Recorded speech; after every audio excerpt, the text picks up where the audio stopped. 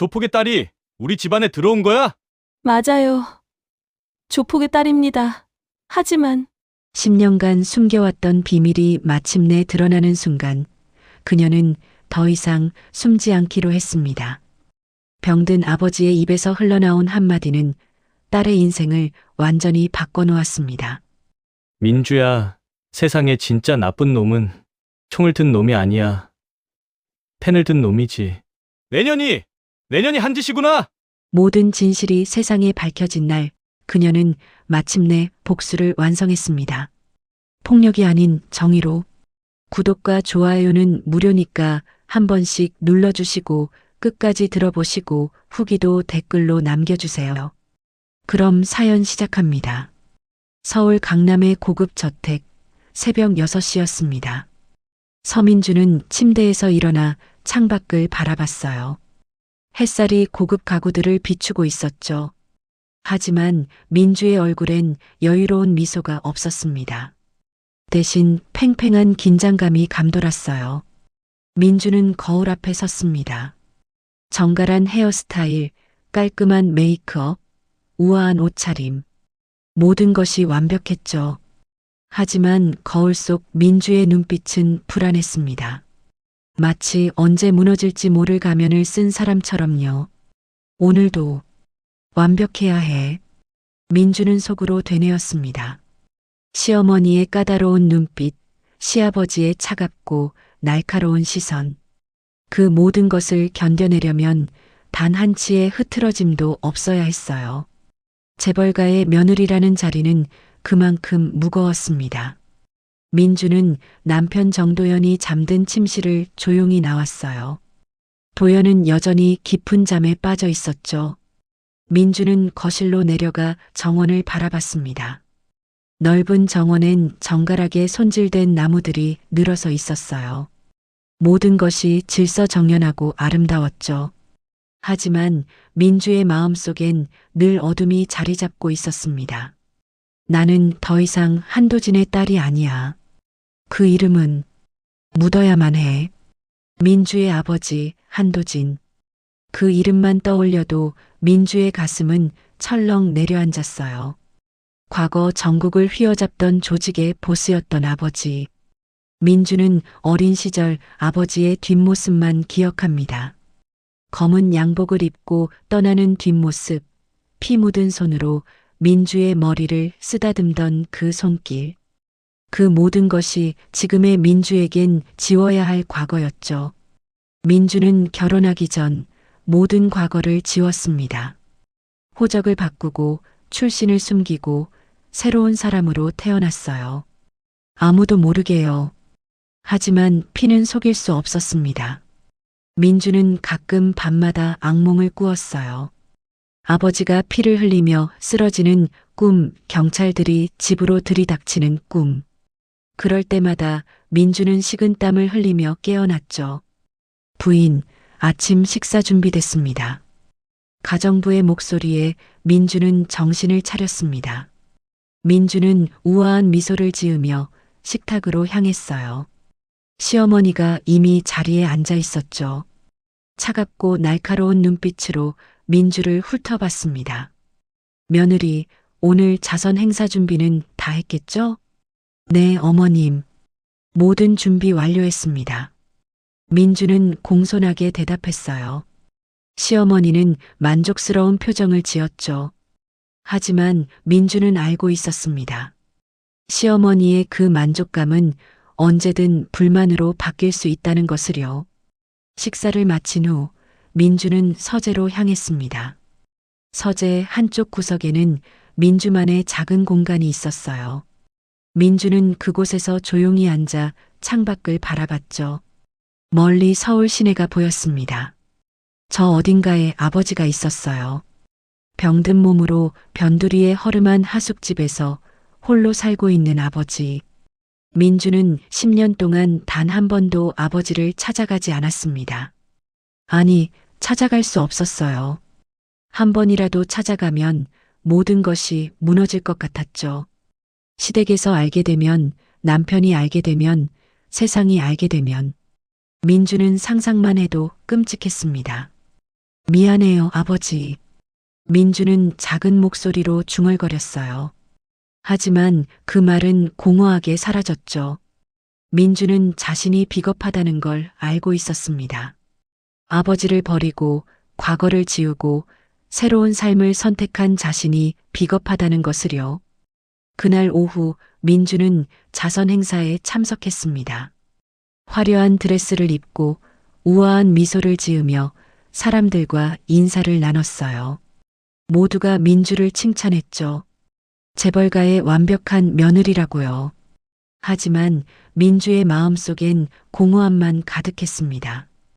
행사가 끝나고 집으로 돌아오는 길, 민주는 차창 밖을 바라봤어요. 거리의 노숙자들이 눈에 들어왔죠. 민주는 문득 아버지의 얼굴이 떠올랐습니다. 혹시 아버지도 저렇게 힘들게 살고 있는 건 아닐까? 민주의 가슴이 답답해졌어요. 부인, 도착했습니다. 기사의 말에 민주는 고개를 끄덕였습니다. 저택으로 들어선 민주는 다시 완벽한 미소를 지었어요. 하지만 그 미소 뒤엔 깊은 슬픔이 숨어 있었죠. 민주는 자신이 언제까지 이 가면을 쓰고 살아야 할지 알 수 없었습니다. 그저 하루하루 버티는 것만이 민주가 할 수 있는 전부였어요. 일주일이 지났습니다. 저택은 분주했어요. 시댁의 50주년 기념 행사가 다가오고 있었죠. 민주는 행사 준비를 총괄하고 있었습니다. 초대장 발송부터 장소 배치까지 모든 것을 완벽하게 준비해야 했어요. 며느리 액자 배치는 제대로 확인했어요? 시어머니의 날카로운 목소리가 들렸습니다. 민주는 고개를 끄덕이며 대답했어요. 네, 어머님. 오늘 오후에 최종 점검하겠습니다. 민주는 행사장으로 향했습니다.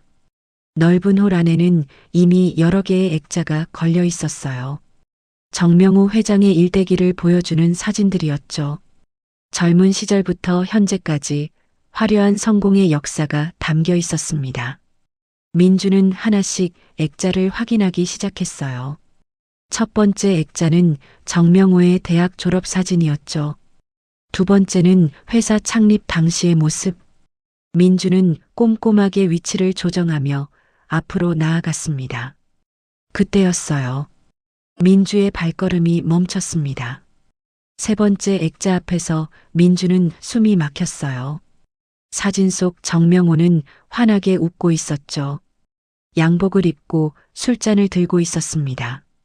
하지만 민주의 시선은 정명호 옆의 인물에 고정됐어요. 낯익은 얼굴이었습니다. 아니, 너무나 익숙한 얼굴이었죠. 민주의 손이 떨리기 시작했어요. 사진 속 그 남자는 검은 양복을 입고 정명호와 어깨를 나란히 하고 있었습니다. 두 사람은 마치 오랜 친구처럼 친밀해 보였어요. 아버지. 민주는 작은 목소리로 중얼거렸습니다. 사진 속 남자는 바로 한도진이었어요. 민주의 아버지였죠. 민주는 다리에 힘이 풀리는 것 같았습니다. 어떻게 이럴 수가 있을까요? 아버지와 시아버지가 함께 찍은 사진이라니. 민주는 사진을 자세히 들여다봤어요. 두 사람의 표정은 밝았습니다. 술잔을 부딪히며 환하게 웃고 있었죠. 민주는 혼란스러웠어요. 아버지가 시아버지를 알고 있었다는 사실, 그것도 이렇게 가까운 사이였다는 것이 믿기지 않았습니다. 며느리, 뭘 그렇게 보고 있어요? 갑자기 들린 목소리에 민주는 깜짝 놀랐어요. 뒤를 돌아보니 시아버지 정명호가 서 있었습니다. 민주는 당황한 표정을 감추며 사진을 가리켰어요. 아, 회장님의 젊은 시절 모습이 인상 깊어서요. 그런데 이 옆에 계신 분은 누구신가요? 민주의 목소리는 애써 평온했습니다. 하지만 속으로는 심장이 미친 듯이 뛰고 있었어요. 정명호는 사진을 잠시 바라보더니 차갑게 말했죠. 아, 저건 예전에 우리 회사를 괴롭히던 조폭이지. 결국 감옥 가서 인생 망쳤어. 정명호의 말투는 무척 냉담했습니다. 마치 쓰레기를 대하듯이요. 민주의 손끝이 차갑게 식어갔어요. 머릿속이 하얘졌습니다. 조폭이요? 그래. 한때 이 바닥을 휘어잡던 놈이었지. 내가 사업 초기에 그 사람들한테 엄청 시달렸어. 돈 뜯어가고 협박하고 정말 지긋지긋했지. 정명호는 계속 말을 이어갔습니다. 민주는 그 말을 들으며 온몸이 얼어붙는 것 같았어요. 그래서 제가 증거를 모았지. 경찰에 제보하고 검찰에 고발했어. 결국 그 사람은 감옥에 갔고 조직은 와해됐지. 깨끗하게 정리한 거야. 정명호의 목소리엔 자랑스러움이 묻어났습니다. 마치 영웅담을 말하듯이요. 하지만 민주에겐 그 말이 날카로운 칼처럼 가슴을 찔렀어요. 그 사람, 지금은 어떻게 됐나요? 민주는 떨리는 목소리로 물었습니다. 정명호는 무심하게 대답했죠. 글쎄, 죽었을 수도 있고 어디 처박혀 살고 있겠지. 관심도 없어.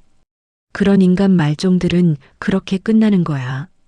민주는 더 이상 말을 할 수 없었습니다. 목구멍이 막힌 것 같았어요. 정명호는 민주의 어깨를 가볍게 두드리며 말했습니다.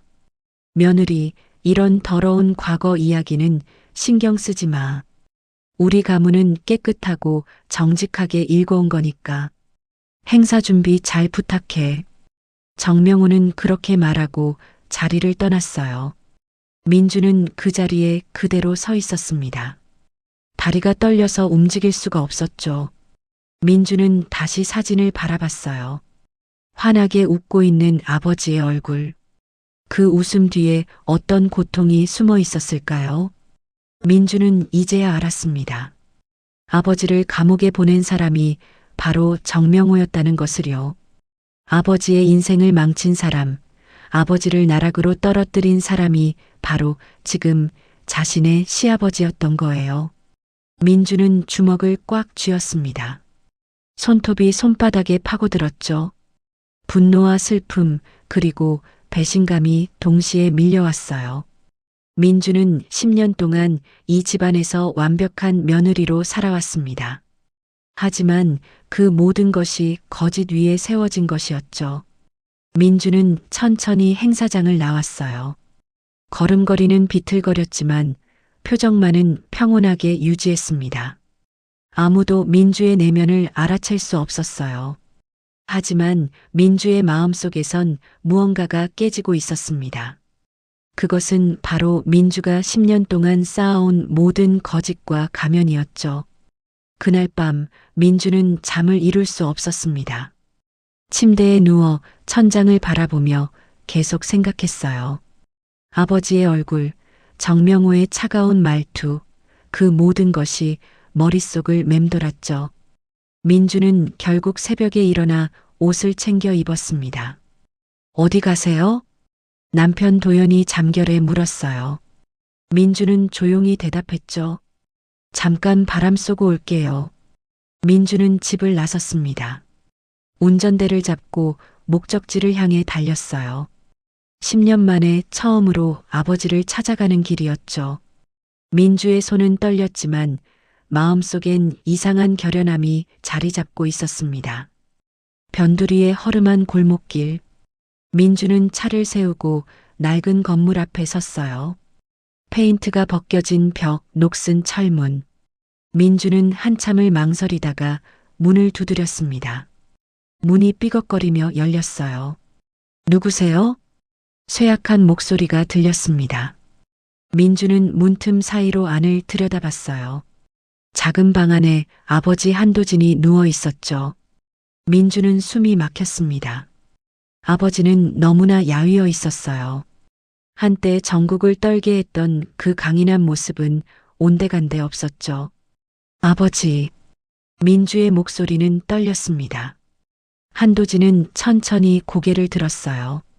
민주를 보는 순간 한도진의 눈에 놀라움이 번졌죠. 민주야, 정말 내가 맞니? 한도진의 목소리는 쇠약했지만 눈빛만은 여전히 강렬했습니다. 민주는 방 안으로 들어가 아버지 곁에 앉았어요. 한도진의 손을 잡았죠. 뼈만 남은 손이었습니다. 아버지, 이렇게까지 되셨어요? 민주의 눈에서 눈물이 흘러내렸어요. 한도진은 쓸쓸하게 웃었습니다. 괜찮아. 이게 내 인생이니까. 그런데 넌 어떻게 날 찾아왔니? 민주는 숨을 깊이 들이쉬었어요. 그리고 천천히 말을 시작했습니다. 아버지, 제가 결혼한 집안. 아세요? 정명호 회장 집안이에요. 한도진의 눈빛이 순간 흔들렸습니다. 민주는 계속 말을 이어갔어요. 오늘 사진을 봤어요. 아버지랑 정명호가 함께 찍은 사진. 아버지, 왜 그 사람한테 그렇게 당하셨어요? 한도진은 한참 동안 침묵했습니다. 그러다 천천히 입을 열었어요. 민주야, 세상엔 두 종류의 나쁜 놈들이 있단다. 하나는 총을 든 놈, 또 하나는 펜을 든 놈이지. 민주는 아버지의 말을 조용히 들었습니다. 한도진은 계속 말했어요. 나는 총을 든 놈이었어. 겉으로 드러나는 악당이었지. 사람들이 날 무서워했고 경찰도 날 쫓았어. 하지만 정명호는 달랐단다. 그 사람은 펜을 들었지. 서류에 사인하고 계약서를 쓰고 법을 이용했어. 한도진의 목소리는 쓸쓸했습니다. 민주는 아버지의 손을 더 꽉 잡았어요. 그 사람이 내 조직을 이용했단다. 사업에 필요한 더러운 일들을 내게 시켰지. 돈을 받고 일했어. 하지만 결국 그 사람은 나를 배신했어. 모든 증거를 경찰에 넘기고 나 혼자 죄를 뒤집어 쓰게 만들었지. 민주는 분노가 치밀어 올랐어요. 주먹을 꽉 쥐었죠. 그럼 아버지는 억울하게 감옥에 간 거예요? 한도진은 고개를 저었습니다. 아니야. 난 분명 나쁜 짓을 했어. 사람들을 협박했고 폭력을 썼지. 그건 내 죄야. 하지만 정명호는 더 교묘했단다. 겉으로는 깨끗한 척하면서 뒤에선 나보다 더 더러운 짓을 했어. 그런데 그 사람은 잡히지 않았지. 왜냐면 펜으로 했으니까. 민주는 온몸이 떨렸습니다. 분노와 슬픔이 뒤섞였어요. 한도진은 민주의 손을 꽉 잡았습니다. 민주야, 넌 그 집안 며느리구나. 힘들었겠다. 출신을 숨기고 사는 게 얼마나 고통스러웠을지 아빠가 알아.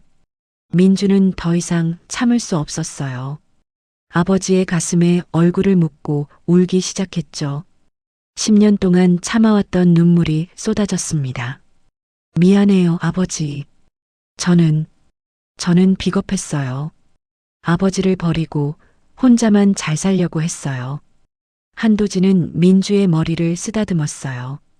쇠약한 손길이었지만 따뜻했습니다. 괜찮아. 넌 잘못한 게 없어. 아빠가 내게 물려준 건 피밖에 없으니까. 넌 그 피에서 벗어나려고 한 거잖아. 당연한 거야. 하지만 민주는 고개를 저었습니다. 민주는 눈물을 닦고 아버지를 똑바로 바라봤어요. 아니에요, 아버지. 저는 이제 더 이상 숨지 않을 거예요.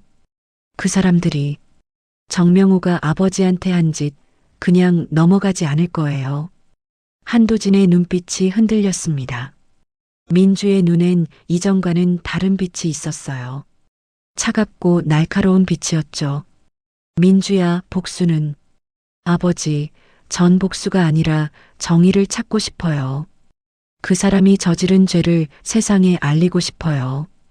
민주의 목소리는 단호했습니다. 한도진은 민주를 오랫동안 바라봤어요. 그러다 천천히 고개를 끄덕였죠.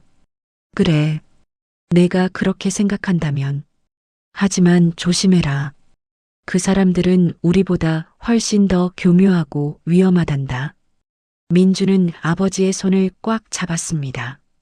민주의 눈빛엔 결연함이 가득했어요. 10년 동안 숨죽이며 살았던 민주가 아니었죠. 이제 민주는 달랐습니다. 민주 안에 잠들어 있던 무언가가 깨어나고 있었어요. 바로 한도진의 피, 조폭의 딸로서의 강인함이었죠. 민주는 아버지와 함께 오랜 시간 이야기를 나눴습니다. 과거의 일들, 정명호의 비리들, 그 모든 것을 들었어요. 그리고 민주는 확신했습니다. 이 가문을 무너뜨릴 수 있다고요. 아버지를 만나고 돌아온 민주는 달라져 있었습니다. 겉으로는 여전히 완벽한 며느리였지만 내면에선 계획을 세우고 있었어요.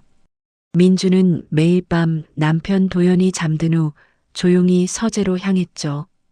도연은 회사 일을 집에서도 자주 했습니다. 서류들을 서재에 보관하고 있었어요. 민주는 그 서류들을 하나씩 살펴보기 시작했죠. 처음엔 아무것도 모르는 척 훑어봤습니다. 하지만 시간이 지나며 민주는 점점 더 깊숙이 파고들었어요. 어느 날 밤 민주는 서재 구석 서랍을 열었습니다. 잠금 장치가 있었지만 민주는 비밀번호를 알고 있었어요. 도연의 생일이었죠. 서랍 안엔 두꺼운 파일들이 가득했습니다. 민주는 파일을 꺼내 펼쳤어요. 첫 장부터 민주의 눈길을 사로잡았죠. 이상한 거래 내역들이 적혀 있었습니다. 회사 명의가 아닌 개인 계좌로 들어오는 거액의 돈들. 민주는 숨을 죽이며 계속 넘겼어요. 이게 뭐지? 민주는 작은 목소리로 중얼거렸습니다. 문서엔 해외 페이퍼 컴퍼니, 비자금 조성, 탈세 혐의까지 명확하게 드러나 있었어요. 정명우와 도연이 수십 년간 쌓아온 불법 재산의 증거였죠. 민주는 손이 떨렸습니다. 하지만 멈추지 않았어요. 민주는 휴대폰으로 하나하나 사진을 찍기 시작했죠. 수백 장의 문서를 촬영했습니다. 시간은 계속 흘렀고 어느새 새벽이 되어 있었어요. 다음 날 민주는 전자제품 매장에 갔습니다. 작은 저장 장치를 구입했어요. 집으로 돌아와 촬영한 사진들을 모두 저장했죠. 민주의 손길은 조심스러웠지만 확고했습니다. 이제 시작이야. 민주는 저장 장치를 가방 깊숙이 숨겼어요. 그리고 다시 일상으로 돌아갔죠. 아무 일도 없었다는 듯이요. 시어머니와 차를 마시고 남편과 저녁을 먹고 완벽한 며느리 역할을 계속했습니다. 일주일 후 민주는 조용히 집을 나섰어요. 검찰청 근처 우체국으로 향했죠. 민주는 익명으로 소포를 보냈습니다. 저장 장치와 함께 간단한 편지를 넣었어요. 이 자료들을 확인해 주시기 바랍니다. 정명호 회장과 정도연의 불법 비자금 조성 및 탈세 증거입니다. 민주는 소포를 붙이고 우체국을 나왔습니다. 가슴이 두근거렸지만 동시에 후련함도 느껴졌어요. 민주는 이제 돌이킬 수 없는 강을 건넜죠. 그날 밤 민주는 평소처럼 저녁 식사를 준비했습니다. 도연이 퇴근해서 들어왔어요. 표정이 어두웠죠. 당신 무슨 일 있어요? 민주는 걱정스러운 표정으로 물었습니다. 도연은 한숨을 쉬며 소파에 앉았어요. 회사에 큰일 났어. 누군가 내부 문서를 유출했대. 검찰에서 연락이 왔어. 민주의 심장이 빠르게 뛰었습니다. 하지만 표정은 전혀 흔들리지 않았어요. 세상에 어떻게 그런 일이. 모르겠어. 누가 한 건지 전혀 감도 안 잡혀. 회사 전체가 발칵 뒤집혔어. 도연의 목소리는 지쳐 있었습니다. 민주는 도연의 옆에 앉아 어깨를 감싸 안았어요. 걱정 마요. 분명 오해일 거예요. 당신네 회사는 항상 정직하게 일해왔잖아요. 민주의 목소리는 부드러웠습니다. 하지만 민주의 입가엔 미묘한 미소가 번졌어요. 아주 작고 차갑게요. 도연은 그 미소를 보지 못했죠. 아버지가 엄청 화나셨어. 내일 당장 회사 전체 조사 들어간대. 그래요? 범인을 빨리 찾아야겠네요. 민주는 담담하게 대답했습니다. 마치 남의 일인 것처럼요. 도연은 고개를 끄덕이고 방으로 들어갔어요. 민주는 혼자 거실에 남아 창밖을 바라봤죠. 하지만 민주는 몰랐습니다. 서재엔 감시 카메라가 설치되어 있다는 것을요. 정명호가 몇 달 전 몰래 설치한 카메라였죠. 원래는 도연을 감시하기 위한 것이었지만 민주의 행동까지 모두 녹화되고 있었습니다. 다음 날 아침 정명호는 서재에서 녹화 영상을 확인했어요. 화면엔 민주가 서랍을 열고 서류들을 촬영하는 모습이 선명하게 담겨 있었죠. 정명호의 얼굴이 굳어졌습니다. 2년이 정명호는 이를 갈았어요. 하지만 바로 행동하지 않았습니다. 정명호는 신중했죠. 증거를 더 모으고 민주의 배경을 다시 조사하기로 했어요. 민주는 그날도 평소처럼 일상을 보냈습니다. 자선단체 회의에 참석하고 시어머니와 쇼핑을 다녔어요. 하지만 민주는 느꼈습니다. 시아버지의 시선이 달라졌다는 것을요. 저녁 식사 자리에서 정명호는 민주를 날카롭게 쳐다봤어요. 민주도 그 시선을 피하지 않았죠. 두 사람의 눈빛이 공중에서 부딪혔습니다. 며느리, 요즘 뭐하고 지내요? 정명호의 질문은 평범했지만 어조는 차갑했어요. 민주는 미소를 지으며 대답했죠. 평소와 다를 게 없어요, 아버님. 집안일 돌보고 봉사활동하고요. 그래요? 다른 건 안 하고? 다른 거요? 무슨 말씀이신지. 민주는 순진한 표정을 지었습니다. 하지만 속으로는 긴장하고 있었어요. 정명호도 더 이상 추궁하지 않았죠. 다만 차갑게 웃을 뿐이었습니다. 식사가 끝난 후 민주는 방으로 돌아왔어요. 문을 잠그고 침대에 앉았죠. 민주는 알고 있었습니다. 이제 전쟁이 시작됐다는 것을요. 정명호와 민주 두 사람 사이엔 보이지 않는 긴장감이 흐르고 있었어요. 민주는 창밖을 바라봤습니다. 서울의 야경이 아름답게 펼쳐져 있었죠. 하지만 민주의 마음은 어두웠어요. 아니, 어둡다기보다 차가웠습니다. 민주는 각오하고 있었죠. 이제 뒤돌아갈 수 없다는 것을요. 일주일이 흘렀습니다. 검찰 조사는 본격적으로 시작됐어요. 정명호의 회사는 압수수색을 당했고 언론에서도 관심을 보이기 시작했죠. 저택의 분위기는 무거웠습니다. 어느 날 저녁 정명호가 민주를 서재로 불렀어요. 민주는 평소처럼 차분한 표정으로 서재 문을 열었습니다. 하지만 안으로 들어서는 순간 민주는 심상치 않은 분위기를 느꼈죠. 정명호는 책상 앞에 앉아 있었어요. 표정은 차갑고 날카로웠습니다. 책상 위엔 노트북이 놓여 있었죠. 화면에는 민주가 서류를 촬영하는 모습이 멈춰 있었어요. 앉지 그래요. 정명호의 목소리는 얼음처럼 차가웠습니다. 민주는 침착하게 의자에 앉았어요. 표정은 전혀 흔들리지 않았죠. 무슨 일로 부르셨어요, 아버님? 무슨 일이냐고? 정말 모르겠어요? 정명호는 노트북 화면을 민주 쪽으로 돌렸습니다. 민주는 화면을 바라봤어요. 자신의 모습이 선명하게 담겨 있었죠. 민주의 입가에 희미한 미소가 번졌습니다. 감시 카메라가 있었군요. 그래, 있었지. 그런데 며느리, 아니 서민주 씨. 당신 정체가 뭐요? 정명호의 목소리는 분노로 떨렸어요. 민주는 여전히 침착했습니다. 정체요? 전 그냥 며느리일 뿐인데요. 거짓말 마. 내가 조사했어. 당신 호적, 과거 기록, 모든 게 조작된 거였어. 당신 진짜 이름이 뭐요? 민주는 잠시 침묵했습니다. 그러다 천천히 입을 열었어요. 한민주입니다. 한민주. 설마 그 한도진의? 정명호의 얼굴이 굳어졌어요. 민주는 고개를 끄덕였죠. 맞아요. 한도진의 딸입니다. 순간 서재 안이 정적에 휩싸였습니다. 정명호는 믿을 수 없다는 표정으로 민주를 바라봤어요. 그러다 갑자기 크게 웃기 시작했죠. 비웃음이었습니다. 하하, 조폭의 딸이 우리 집안에 들어온 거야? 감히 어떻게? 정명호는 책상을 쾅 하고 내리쳤어요. 민주는 눈 하나 깜짝하지 않았습니다. 당신 피가 그 모양이지. 아비도 도둑놈이더니 딸도 도둑년이구만. 정명호의 말은 점점 더 거칠어졌습니다. 하지만 민주는 차분히 정명호를 바라봤어요.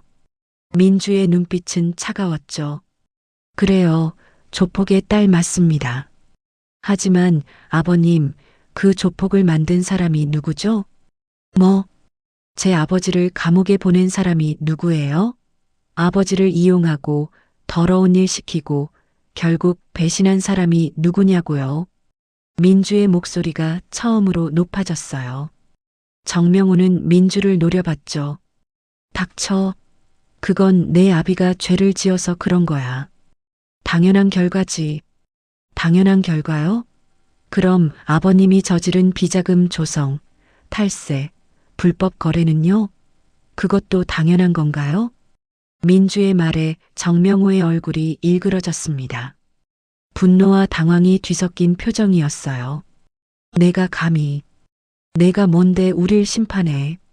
심판이 아니에요. 진실을 드러낸 것뿐이에요. 제 아버지는 죄를 지었고 벌을 받았어요. 그럼 아버님도 똑같이 받아야죠. 정명호는 숨을 거칠게 몰아쉬었습니다. 그러다 인터폰을 눌렀어요. 도연아, 당장 서재로 올라와. 잠시 후 도연이 서재로 들어왔어요. 상황을 파악하지 못한 채 어리둥절한 표정이었죠. 아버지, 무슨 일이세요? 2년 정체 알아? 조폭 한도진의 딸이야. 우릴 속이고 들어온 거지. 도연은 믿을 수 없다는 표정으로 민주를 바라봤습니다.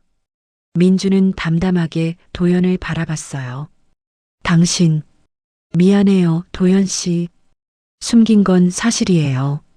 민주의 목소리는 차분했습니다. 도연은 혼란스러워했어요. 정명호가 다시 소리쳤죠. 당장 이혼해. 이런 년이랑 살 수 없어. 아버지, 이혼이야, 이혼.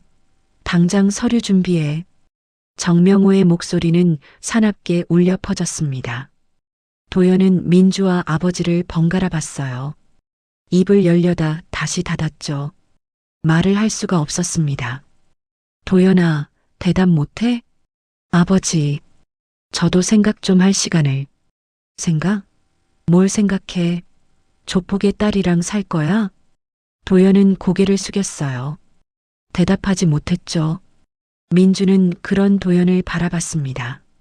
실망도 분노도 아닌 담담한 표정이었어요. 당장 짐 싸서 나가. 정명호가 민주에게 소리쳤습니다. 민주는 천천히 일어났어요. 알겠습니다. 나가죠. 민주는 서재를 나왔습니다. 복도를 지나 방으로 향했어요. 시어머니가 복도에 서 있었죠. 민주를 보는 시어머니의 눈빛은 차가웠습니다. 역시 뭔가 이상하다 싶었어. 천한 피는 숨길 수 없는 거야. 시어머니는 차갑게 말하고 돌아섰어요. 민주는 아무 말도 하지 않았습니다. 방으로 들어가 짐을 챙기기 시작했어요. 많은 물건이 있었지만 민주는 간단한 옷까지만 챙겼습니다. 화려한 드레스들, 고급 가방들, 보석들 모두 필요 없었어요. 민주는 작은 가방 하나만 들고 방을 나섰죠. 저택 현관 앞 정명호가 서 있었습니다. 차가운 눈빛으로 민주를 내려다봤어요. 다신 이 집 문턱에 발도 들이지 마. 알았어? 걱정 마세요. 다시 올 생각 없으니까요. 민주는 정명호를 똑바로 바라봤습니다. 민주의 눈빛엔 두려움이 없었어요. 오히려 정명호가 피하고 싶을 만큼 강렬했죠. 민주는 저택을 나섰습니다. 뒤돌아보지 않았어요. 택시를 타고 변두리로 향했죠. 아버지가 있는 곳으로요. 한도진은 여전히 누워 있었습니다. 민주가 들어오자 놀란 표정을 지었어요. 민주야, 어떻게 된 거니? 아버지, 전 다 잃었어요. 하지만 괜찮아요. 민주는 아버지 곁에 앉았습니다. 한도진은 민주의 손을 잡았어요. 미안하구나, 아빠 때문에. 아니에요, 아버지. 이제 시작이에요. 민주의 눈빛엔 결연함이 가득했습니다. 10년간 쌓아온 모든 것을 잃었지만 민주는 무너지지 않았어요. 오히려 더 강해졌죠. 이제 민주에겐 잃을 것이 없었습니다. 그것이 민주를 더욱 위험하게 만들었어요. 민주는 아버지를 돌보며 지냈습니다. 낮에는 병원에 데려가 치료를 받게 하고 밤에는 곁에서 간호했어요. 한도진의 상태는 날이 갈수록 나빠졌죠. 민주는 알고 있었습니다. 아버지에게 남은 시간이 많지 않다는 것을요. 어느 날 밤 한도진은 심하게 기침을 했어요. 피가 섞여 나왔죠. 민주는 황급히 아버지를 부축했습니다. 아버지, 병원 가야 해요. 괜찮아. 이제 괜찮단다. 한도진의 목소리는 약했지만 눈빛만은 여전히 또렷했어요. 한도진은 민주의 손을 꽉 잡았습니다. 민주야, 아빠가 할 말이 있어. 민주는 아버지 곁에 더욱 가까이 앉았어요. 한도진은 천천히 입을 열었죠. 복수로는 복수가 끝나지 않는단다. 아빠가 그걸 몸소 겪었지. 폭력으로 폭력을 갚으면 결국 모두 망하는 거야. 민주는 아버지의 말을 조용히 들었습니다. 한도진은 계속 말을 이어갔어요. 하지만 말이야, 내가 진실을 바로잡을 용기가 있다면 그건 죄가 아니야. 정의란 건 때론 누군가 용기 내서 밝혀야 하는 거니까. 한도진의 손에 힘이 들어갔습니다. 민주는 눈물을 참으며 고개를 끄덕였어요. 네, 아버지. 전 폭력이 아니라 진실로 맞설 거예요. 그래, 그렇게 해라. 아빠는 이제 편히 쉬고 싶구나. 한도진의 눈이 스르르 감겼습니다. 민주는 아버지를 꼭 안았어요. 따뜻한 체온이 느껴졌죠. 민주는 알고 있었습니다. 이 온기가 얼마 남지 않았다는 것을요. 다음 날 민주는 아버지의 오래된 수첩을 발견했어요. 낡은 수첩 안엔 이름들과 전화번호가 적혀 있었죠. 아버지의 옛 조직원들이었습니다. 민주는 수첩을 펼쳐 하나씩 연락하기 시작했어요. 첫 번째로 찾아간 사람은 김철수라는 노인이었습니다. 작은 식당을 운영하고 있었어요. 민주가 들어서자 김철수는 놀란 표정을 지었죠. 아가씨가 형님 따님이신가? 네, 한도진의 딸 민주입니다. 김철수의 눈에 눈물이 맺혔어요. 민주를 안으로 안내했죠. 형님께서 많이 편찮으시다고 들었어요. 찾아뵙고 싶었는데 면목이 없어서. 괜찮아요. 대신 부탁드릴 게 있어요. 민주는 김철수에게 상황을 설명했습니다. 정명호의 비리, 아버지가 당한 배신, 모든 것을요. 김철수는 주먹을 불끈 쥐었어요. 그 개자식이 형님을 그렇게 만든 놈이 저는 폭력으로 갚고 싶지 않아요. 법으로 진실로 심판받게 하고 싶어요. 도와주실 수 있나요? 김철수는 고개를 끄덕였습니다. 진지한 표정이었어요. 형님 따님이 부탁하시는데 당연하죠. 제가 아는 사람들 모두 모아보겠습니다. 민주는 그렇게 한 명씩 아버지의 옛 동료들을 찾아다녔어요. 대부분은 이제 평범한 노인들이었죠. 식당 주인, 택시기사, 공사장 인부. 하지만 모두 한도진을 기억하고 있었고 존경하고 있었습니다. 일주일 후 작은 식당에 10명의 노인들이 모였어요. 민주는 앞에 섰습니다. 어르신들, 저를 도와주셔서 감사합니다. 저는 폭력을 원하지 않아요. 다만 진실이 세상에 알려지길 바랄 뿐입니다. 한 노인이 물었어요. 그럼 우리가 뭘 도와드리면 되나요? 정명호의 과거 증언이 필요해요. 어르신들이 직접 본 것, 들은 것, 모든 걸 기록으로 남겨주세요. 노인들은 서로를 바라봤습니다. 그러다 하나씩 고개를 끄덕였어요. 알겠습니다. 형님을 위해서라도 반드시 하겠습니다. 민주는 노인들과 함께 자세한 증언을 정리하기 시작했어요. 정명호가 조직을 이용해 경쟁업체를 협박한 일, 불법 자금을 세탁한 일, 모든 것을 한도진에게 떠넘긴 일, 하나하나 기록으로 남겼죠. 동시에 민주는 언론사 기자를 접촉했습니다. 탐사보도로 유명한 기자였어요. 민주는 기자를 만나 모든 자료를 넘겼죠. 이게 전부인가요? 기자는 자료를 넘기며 물었습니다. 민주는 고개를 끄덕였어요. 네, 문서 증거와 증인 증언 모두 있어요. 확인해 보시면 알겠지만 모두 사실입니다. 기자는 진지한 표정으로 자료를 살펴봤어요. 시간이 흘렀죠. 기자의 눈빛이 점점 날카로워졌습니다. 이거 대단한데요. 정명호 회장이 이렇게까지 했다니. 보도해 주실 수 있나요? 당연하죠. 이건 공익을 위한 보도예요. 반드시 세상에 알려야 합니다. 민주는 안도의 한숨을 쉬었어요. 기자는 민주를 바라봤죠. 그런데 왜 이렇게까지 하시는 거예요? 개인적인 원한이 있으신가요? 민주는 잠시 침묵했습니다.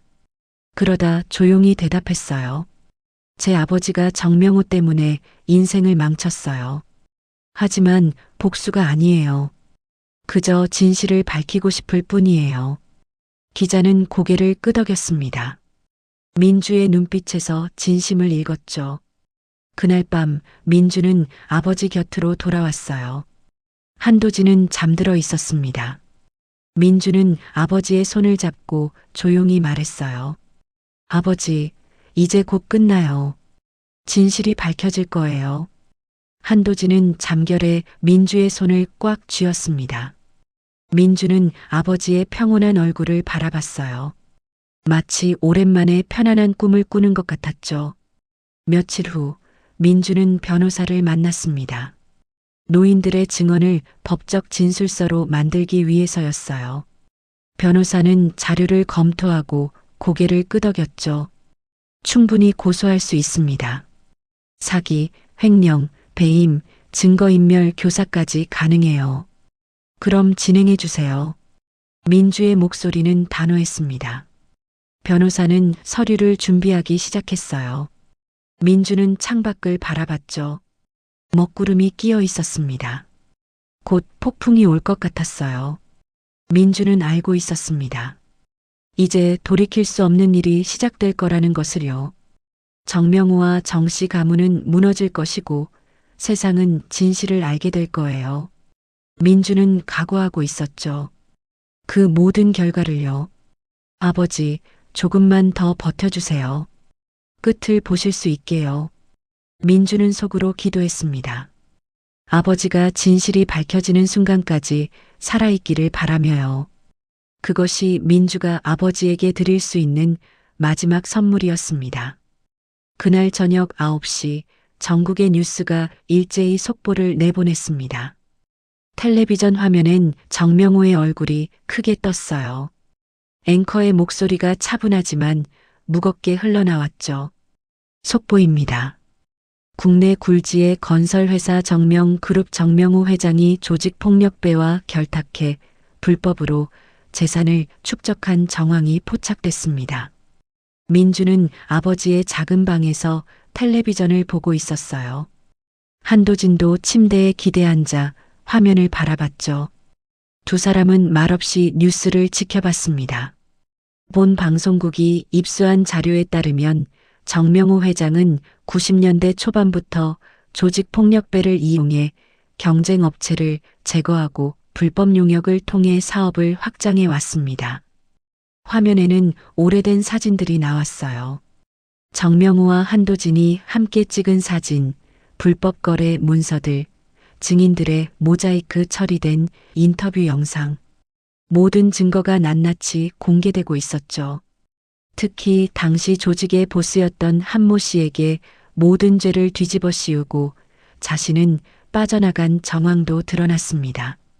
민주는 아버지를 바라봤어요. 한도진의 눈에서 눈물이 흘러내렸습니다. 하지만 그것은 슬픔의 눈물이 아니었어요. 회원의 눈물이었죠.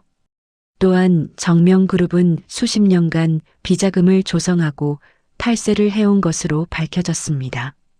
검찰은 내일 정명호 회장을 소환 조사할 예정입니다. 뉴스는 계속 이어졌습니다. 각 방송사마다 속보를 전했어요. 포털 사이트 메인 화면에도 정명호 관련 기사가 도배됐죠. 댓글은 순식간에 수천 개가 달렸습니다. 대부분 분노와 비난이었어요. 그 시각 정명호의 저택은 아수라장이었습니다. 기자들이 대문 앞에 진을 치고 있었어요. 플래시가 끊임없이 터졌죠.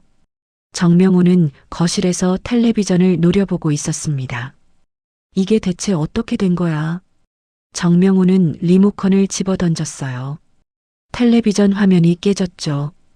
도영과 시어머니는 소파에 앉아 멍한 표정으로 있었습니다. 회장님, 변호사가 연락 왔습니다. 당장 대응책을 세워야 한답니다. 비서가 황급히 들어와 말했어요. 정명호는 거칠게 숨을 몰아쉬었죠.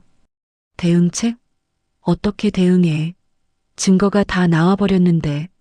정명호의 목소리는 떨리고 있었습니다. 평생 쌓아온 성공이 한순간에 무너지는 느낌이었어요.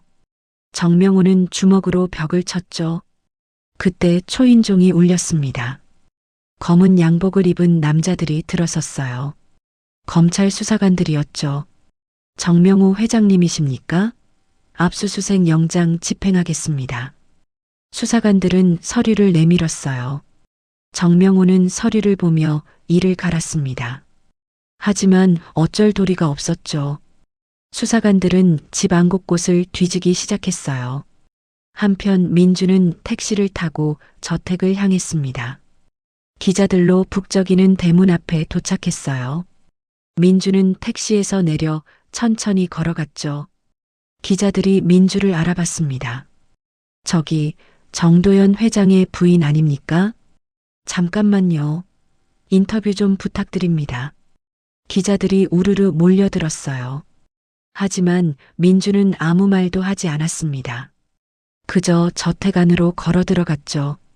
경비가 막으려 했지만 민주의 눈빛에 주춤했어요.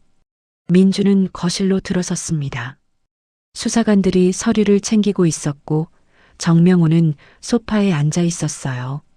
민주를 보는 순간 정명호의 얼굴이 일그러졌죠. 내년이 한 짓이구나. 정명호가 벌떡 일어서며 소리쳤습니다. 민주는 담담하게 정명호를 바라봤어요. 제가 했습니다. 감히, 어떻게 감히. 정명호는 민주에게 달려들려 했어요. 하지만 수사관들이 막았죠. 민주는 미동도 하지 않았습니다. 아버님, 아니 정명호 회장님. 당신이 제 아버지를 감옥에 보냈죠. 하지만 이제 당신의 탐욕이 당신을 감옥으로 보낼 겁니다. 민주의 목소리는 냉정했어요. 마치 얼음처럼 차가웠죠. 정명호는 가슴을 움켜쥐며 숨을 거칠게 몰아쉬었습니다. 너, 내년이, 갑자기 정명호가 비틀거렸어요. 가슴을 쥐고 주저앉았죠. 심장마비였습니다. 회장님, 비서가 황급히 달려들었어요. 수사관들도 당황했죠. 구급차가 불렸습니다. 정명호는 바닥에 쓰러져 신음했어요. 민주는 쓰러진 정명호를 내려다봤습니다. 동정도 죄책감도 없었어요. 그저 담담하게 바라볼 뿐이었죠. 민주는 천천히 눈을 감았습니다. 이제 끝났어요, 아버지. 민주는 작은 목소리로 중얼거렸어요. 구급대원들이 들어와 정명호를 들것에 실었죠. 사이렌 소리가 울려 퍼졌습니다. 저택은 혼란에 빠졌어요. 민주는 거실을 천천히 둘러봤습니다.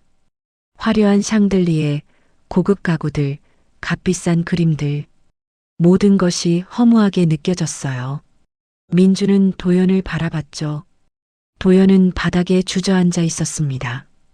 도연 씨, 민주가 조용히 불렀어요. 도연은 고개를 들었죠. 눈물이 가득했습니다. 당신, 왜 이렇게까지? 진실은 언젠가 드러나게 되어 있어요. 저는 그걸 앞당긴 것 뿐이에요. 민주는 담담하게 대답했습니다. 더 이상 할 말이 없었어요. 민주는 저택을 나섰죠. 기자들이 다시 몰려들었지만 민주는 묵묵히 걸어갔습니다. 택시를 타고 아버지에게로 돌아가는 길, 민주는 창밖을 바라봤어요. 서울의 야경이 펼쳐져 있었죠.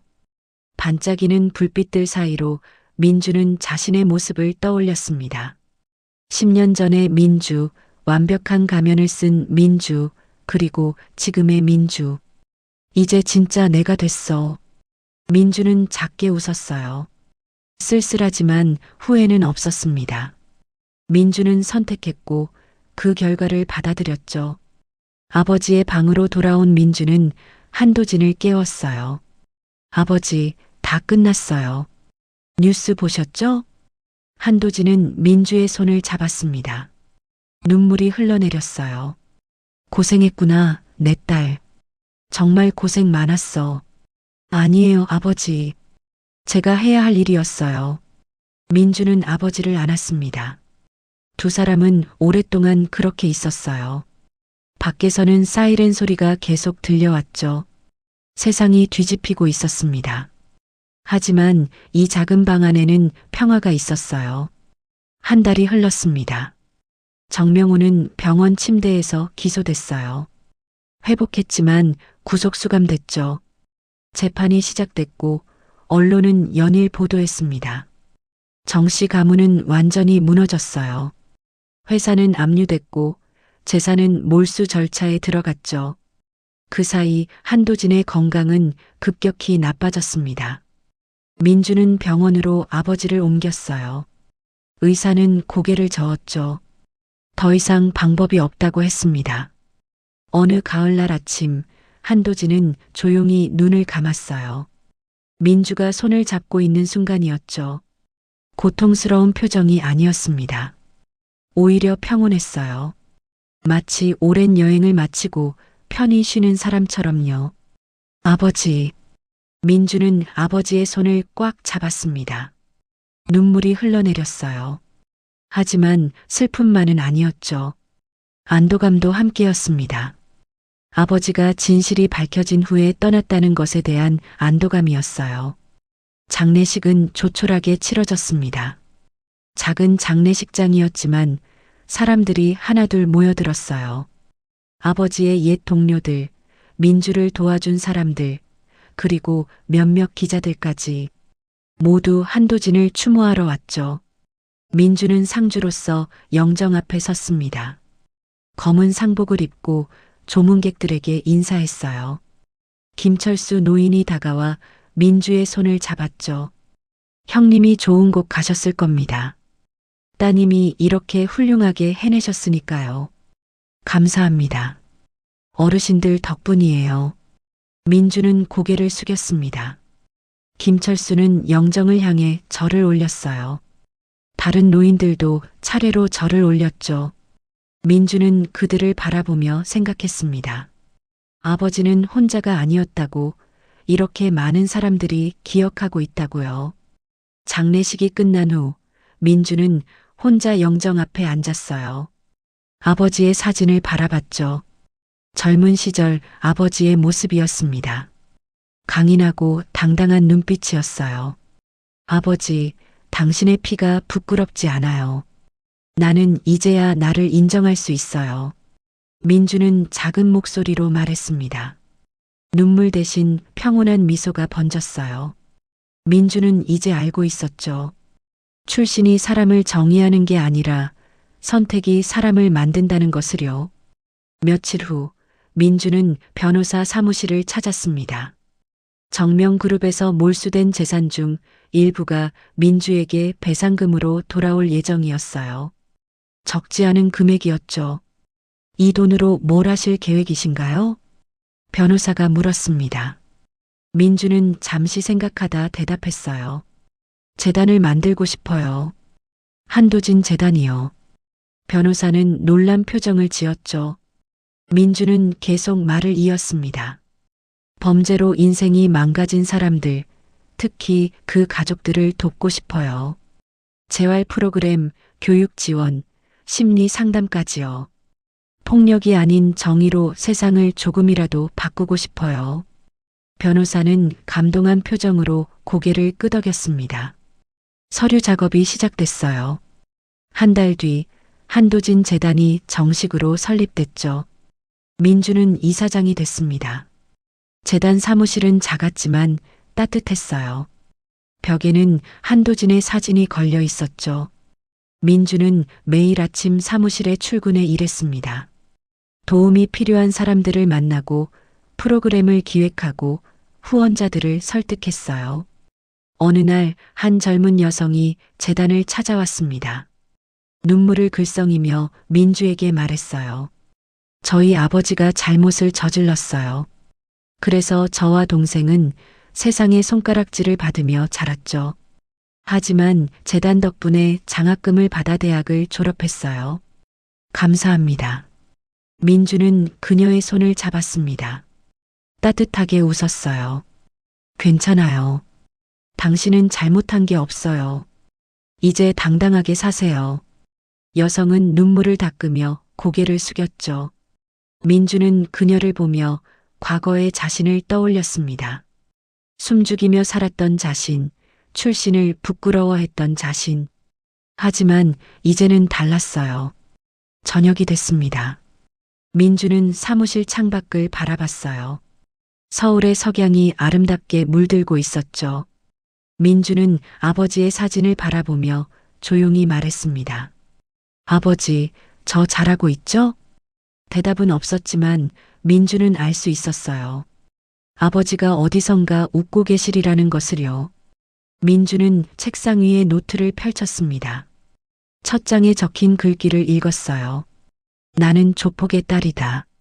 하지만 그 피로 세상을 조금은 더 정직하게 만들고 싶었다. 민주가 직접 쓴 글이었습니다. 민주는 펜을 들어 그 밑에 한 줄을 더 적었어요. 그리고 나는 해냈다. 민주는 펜을 내려놓고 창밖을 바라봤습니다. 거리엔 사람들이 오가고 있었어요. 저마다의 삶을 살아가는 사람들이었죠. 민주도 이제 그들 중 하나였습니다. 숨지 않고 부끄러워하지 않고 당당하게 사는 사람이요. 민주는 가방을 챙겨 사무실을 나섰습니다. 엘리베이터를 타고 내려가며 거울에 비친 자신을 봤어요. 10년 전의 모습과는 달랐죠. 완벽한 가면 대신 진실한 얼굴이 있었습니다. 밖으로 나오자 시원한 바람이 불었어요. 민주는 하늘을 올려다봤죠. 별이 하나둘 떠오르고 있었습니다. 아버지, 편히 쉬세요. 딸은 잘 살게요. 민주는 작게 웃으며 걸음을 옮겼습니다. 앞으로 가야 할 길이 보였어요.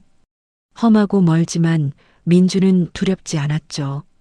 이제 민주에겐 진실이 있었고 용기가 있었고 무엇보다 자기 자신이 있었으니까요. 서울의 밤은 깊어갔습니다. 민주는 거리를 걸으며 생각했어요. 피는 선택할 수 없지만 삶은 선택할 수 있다고. 그리고 민주는 자신의 삶을 선택했죠. 조폭의 딸이 아닌 정의를 추구하는 한 사람으로서의 삶을요. 멀리서 사이렌 소리가 들렸습니다. 세상은 여전히 복잡하고 불완전했어요. 하지만 민주는 알고 있었죠. 작은 선택들이 모여 세상을 조금씩 바꿔간다는 것을요. 그리고 민주는 오늘도 내일도 그 선택을 계속할 것입니다.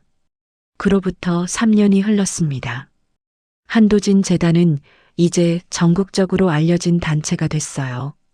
범죄 피해자 가족들을 위한 쉼터가 새 곳 생겼고 매년 100명이 넘는 청소년들이 장학금을 받았죠. 민주는 어느 봄날 아버지의 묘를 찾았습니다. 손에는 하얀 국화 한 다발이 들려 있었어요. 묘비 앞에 꽃을 놓고 민주는 조용히 앉았죠. 아버지, 오늘 재단에서 좋은 소식이 있었어요. 작년에 장학금 받았던 아이가 대학에 합격했대요. 의사가 되고 싶다고 하더라고요. 민주는 미소 지으며 말을 이어갔습니다. 저도 요즘 행복해요. 진짜 행복이요. 가면 쓰고 사는 게 아니라 있는 그대로의 제 모습으로 사니까요. 바람이 불어왔어요. 나뭇잎이 살랑거렸죠. 민주는 그 소리를 들으며 눈을 감았습니다. 아버지의 목소리가 들리는 것 같았어요. 잘하고 있다고, 자랑스럽다고요. 정명호는 10년형을 선고받았어요. 도연은 이혼 서류에 서명했고요. 이제 그 사람들과는 완전히 끝났어요. 민주는 묘비를 쓰다듬었습니다. 햇살이 따스하게 내리쬐었어요. 아버지, 저 이제 다시 시작할 거예요. 새로운 사람들을 만나고 새로운 관계를 맺고요. 더 이상 과거에 갇혀 살지 않을 거예요. 민주는 일어서서 묘에 절을 올렸습니다. 그리고 천천히 발걸음을 옮겼어요. 뒤돌아보니 묘비가 햇살 속에서 반짝이고 있었죠. 주차장으로 걸어가는 민주의 발걸음은 가벼웠습니다. 휴대폰이 울렸어요. 재단 직원의 전화였죠. 네, 이사장입니다. 오후 회의요? 알겠습니다. 곧 들어갈게요. 민주는 차에 올라탔습니다. 시동을 걸며 백미러에 비친 자신을 봤어요. 주름이 조금 생겼지만 눈빛은 맑았습니다. 민주는 만족스럽게 웃었죠. 차는 천천히 움직이기 시작했어요. 민주는 라디오를 켰습니다. 경쾌한 음악이 흘러나왔죠. 민주는 음악에 맞춰 고개를 끄덕이며 운전했어요. 도로 옆으로 벚꽃이 활짝 피어 있었습니다. 바람에 꽃잎이 흩날렸어요. 민주는 창문을 내렸죠. 봄바람이 차 안으로 들어왔습니다. 나는 한도진의 딸 한민주예요. 민주는 작게 중얼거렸습니다. 부끄럽지 않은 목소리였어요. 이제 민주는 자신의 이름을, 자신의 과거를, 자신의 모든 것을 당당하게 받아들일 수 있었죠. 차는 서울 시내로 향했습니다. 민주의 앞엔 새로운 하루가, 새로운 사람들이, 새로운 이야기가 기다리고 있었어요. 그리고 민주는 준비되어 있었습니다. 어떤 시련이 와도, 어떤 시선이 향해도 민주는 이제 흔들리지 않았으니까요. 봄날의 햇살 속에서 민주는 미소 지었습니다. 진심 어린 미소였죠. 그것은 10년 만에 처음 짓는 가면 없는 진짜 미소였습니다. 오늘 준비한 이야기는 여기까지입니다. 재밌게 들으셨나요? 구독과 좋아요는 무료니까 한 번씩 눌러주시고 응원의 댓글 부탁드립니다.